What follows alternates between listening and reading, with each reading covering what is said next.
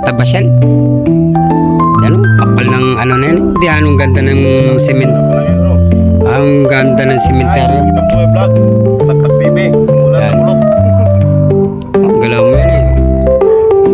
Yan o. Kung may isang oras silang inaubos dyan, hindi yung nakapatlang lang sa may puno ng mangga. Di sana yung anong linis yan. So, pag hanggang doon sa may bakod na yun, nalinis yan. Hindi madaan na 100 taon yan. Linis yan. Yan o.